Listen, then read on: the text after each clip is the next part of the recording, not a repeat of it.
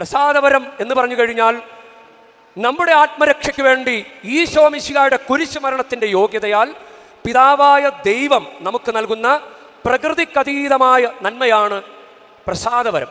ഈ പ്രസാദവരം കിട്ടാൻ ഇപ്പം നമ്മൾ കുമ്പസാരത്തിന് 5 കാര്യങ്ങളില്ലേ, 5 കാര്യങ്ങൾ, നല്ല കുമ്പസാരത്തിന് വേണ്ട കാര്യങ്ങൾ 5.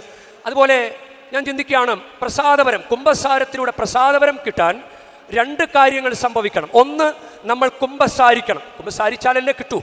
കുമ്പസാരിക്കുമ്പോൾ നമുക്ക് പ്രസാദവരം കിട്ടും. രണ്ടാമത്തെ കാര്യം, ഒരാൾ നമ്മുടെ പാപങ്ങൾക്ക് വേണ്ടി പരിഹാരം ചെയ്യണം. നമുക്ക് പരിഹാരം ചെയ്യാൻ പറ്റാതിരിക്കെ യേശു നമുക്ക് വേണ്ടി കുരിശിൽ മരിച്ച് പാപപരിഹാരം ചെയ്തു. അപ്പോൾ ഒരു കുമ്പസാരിക്കുന്ന ഒരാൾക്ക് കുമ്പസാരവും കഴിഞ്ഞു, ഈശോ നമ്മുടെ പാപങ്ങൾക്ക് വേണ്ടി ഓൾറെഡി കുരിശിൽ മരിച്ചു. അതുകൊണ്ട് നമുക്ക് പ്രസാദവരം കിട്ടും. ഒന്ന് ഓർത്ത് നോക്കിക്കേ, നമ്മളെ രക്ഷിക്കാൻ വേണ്ടി ദൈവപിതാവ് ഈശോയെ മരിക്കാൻ വിട്ടുകൊടുത്തിട്ട് നമുക്ക് പ്രസാദവരം തരുന്നു.